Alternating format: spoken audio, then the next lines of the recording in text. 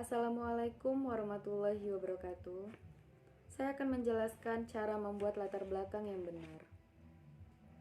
Definisi latar belakang penelitian. Menurut Bergson et al. 2008, latar belakang penelitian adalah bagian pertama dan sangat penting dalam menyusun tulisan ilmiah, baik dalam bentuk paper, skripsi, tesis, disertasi, atau lainnya. Latar belakang masalah penelitian menjelaskan secara lengkap topik, subjek, area penelitian, masalah penelitian yang kita pilih, dan mengapa melakukan penelitian pada topik dan masalah tersebut. Yang pokok pada bagian latar belakang ini adalah dapat mengantarkan pembaca pada masalah atau topik yang diteliti dan menunjukkan bahwa masalah atau topik tersebut memang perlu diteliti. Kunci dari berhasil atau tidaknya menyusun latar belakang masalah penelitian adalah seberapa lengkap kita merangkum penelitian kita. Tulisan yang baik adalah bahwa dengan hanya membaca latar belakang masalah, orang langsung bisa memahami apa yang kita lakukan pada penelitian kita. Untuk dapat mencapai hal tersebut, maka kita bisa menggunakan alur atau pola berikut. Pola alur latar belakang. Yang pertama, introduction. Introduction adalah ungkapan atau ekspresi yang digunakan untuk perkenalan. Introduction yang terkait objek penelitian. 3-5 paragraf. Yang kedua, variabel Y. Variabel Y adalah variabel yang terikat yang menjadi inti permasalahan dalam penelitian. Isi dari variabel Y adalah pengantar, definisi variabel Y dari dua para ahli, simpulkan dengan bahasa sendiri, faktor-faktor yang mempengaruhi variabel Y. Yang ketiga, variabel X. Variabel X adalah suatu sifat objek atau kegiatan yang mempunyai variasi tertentu yang ditetapkan oleh peneliti untuk dipelajari dan ditarik kesimpulannya. Isi dari variabel X adalah pengantar, definisi variabel X1 dari para ahli, simpulkan dengan bahasa sendiri, indikator, hubungan antar X1 dengan Y, dan seterusnya. Yang keempat, fenomena atau masalah penelitian. Yang kelima, kutip satu penelitian terdahulu. Yang keenam, penutup. Yang ketujuh, judul. Baiklah, saya akan menjelaskan latar belakang penelitian saya. Yang pertama, introduction. Saat perusahaan sedang berkembang, maka dibutuhkan tingkat pengetahuan yang sangat luas pada setiap karyawan. Untuk dapat bertahan dan berkompetisi, menyadari akan persaingan yang semakin berat, maka diperlukan perubahan cara pandang dari yang semula mengandalkan pada daya saing berbasis sumber daya menjadi daya saing berbasis pengetahuan. Penelitian ini bertujuan untuk menguji pengaruh kapabilitas manajemen pengetahuan terhadap kinerja keuangan perusahaan dengan kesenjangan pengetahuan pelanggan sebagai pemoderasi berdasarkan persepsi dari karyawan serta kinerja yang ada di perusahaan tersebut. Hasil penelitian menunjukkan adanya pengaruh positif kapabilitas manajemen pengetahuan, sumber daya manusia, dan kinerja keuangan, dan kesenjangan pengetahuan pelanggan menjadi faktor pemoderasi. Yang kedua yaitu variabel Y, kinerja. Penilaian kinerja pada perusahaan yang sangat penting untuk dilakukan sehingga dapat meningkatkan kualitas pelayanan terhadap masyarakat. Penilaian kinerja tersebut digunakan untuk menilai keberhasilan kinerja sebuah perusahaan dalam memberikan pelayanan bagi masyarakat. Kinerja merupakan hasil kerja secara kualitas dan kuantitas yang dicapai oleh seorang pegawai dalam melaksanakan tugasnya sesuai dengan tanggung jawab yang diberikan kepadanya. Menurut Mangkunegara tahun 2015. Sedangkan menurut Simanjuntak dalam Widodo tahun 2015, kinerja merupakan tingkatan pencapaian hasil atas tugas tertentu yang dilaksanakan, sehingga dapat disimpulkan bahwa kinerja adalah hasil kerja yang dicapai oleh seseorang dalam melaksanakan tugas. Menurut SORT 2000 354-357, terdapat 3 sumber pengetahuan yang mempengaruhi kinerja, yaitu modal pengetahuan, knowledge capital, modal sosial atau social capital, modal infrastruktur atau infrastruktur kapital.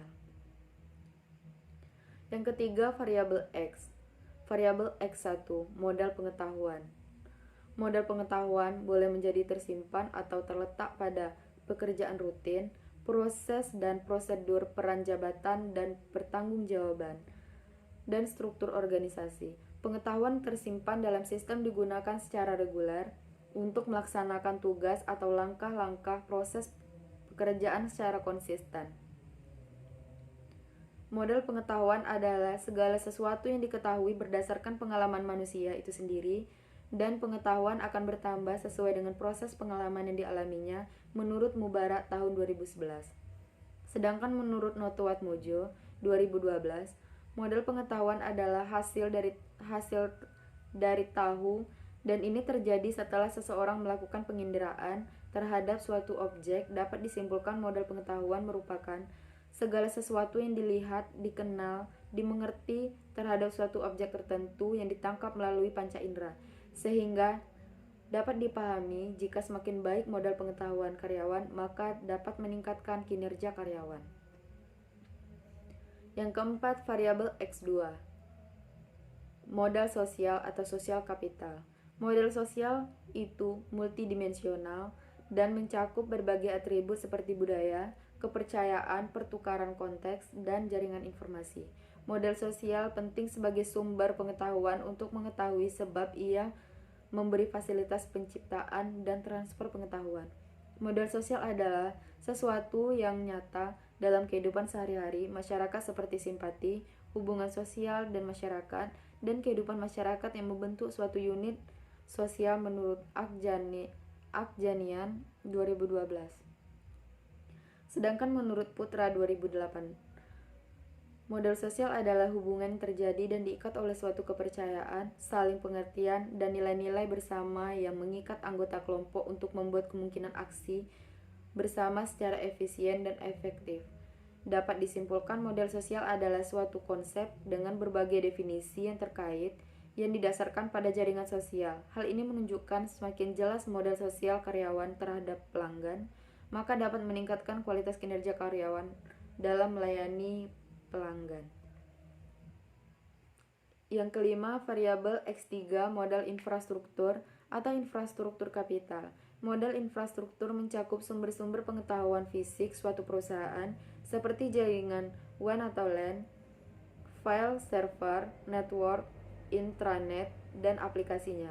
Modal infrastruktur juga mencakup struktur organisasi, pembukuan, atau pemberkasan, peran pertanggungjawaban dan lokasi kantor secara geografis yang menyediakan sarana fisik dalam berbagai pasar. Modal infrastruktur menurut para ahli adalah modal infrastruktur adalah suatu sistem yang menunjang sistem sosial dan ekonomi yang secara sekaligus menjadi penghubung sistem lingkungan, di mana sistem ini bisa digunakan sebagai dasar dalam mengambil kebijakan menurut Robert J. Kodoati. Sedangkan menurut N. Gregory Mankiw 2003, modal infrastruktur adalah wujud modal publik yang terdiri dari jalan umum, jembatan, sistem saluran, pembuangan, dan lainnya sebagai investasi yang dilakukan pemerintah. Dapat disimpulkan modal sosial adalah semua struktur fasilitas dan fasilitas dasar, baik fisik maupun sosial, yang diperlukan untuk operasional kegiatan masyarakat atau perusahaan.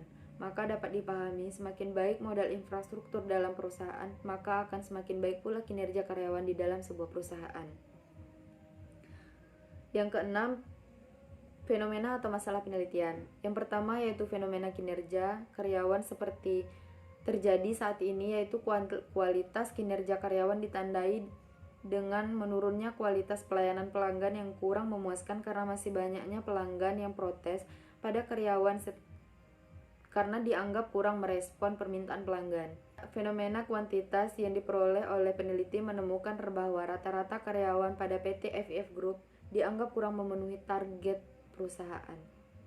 Yang ketujuh, penelitian terdahulu Chong et al. 2011 dengan judul penelitian Implementasi Faktor-Faktor Enabler Knowledge Management terhadap kinerja akuntan di organisasi sektor publik. Hasil dari penelitian tersebut menyimpulkan dukungan pemimpin, proses berbagi pengetahuan, ketersediaan infrastruktur TIC, program mutasi, pekerjaan teknologi, berbagi pengetahuan, dan teknologi komunikasi sangat signifikan terhadap hasil kinerja organisasi publik di Kementerian Keuangan Malaysia. Yang kedelapan, penutup. Dalam penelitian ini akan difokuskan pada variabel yang mempengaruhi kinerja karyawan perusahaan pada PT FIF Group di Kabupaten Mukomuko. Sesuai dengan uraian latar belakang di atas, maka peneliti mengambil judul Analisis faktor-faktor yang mempengaruhi kapabilitas manajemen pengetahuan terhadap kinerja perusahaan yang dilakukan melalui kesenjangan pengetahuan pelanggan. Judul dari penelitian saya adalah Analisis faktor-faktor yang mempengaruhi kapabilitas manajemen pengetahuan terhadap kinerja perusahaan yang dilakukan melalui kesenjangan pengetahuan pelanggan. Terima kasih. Wassalamualaikum warahmatullahi wabarakatuh.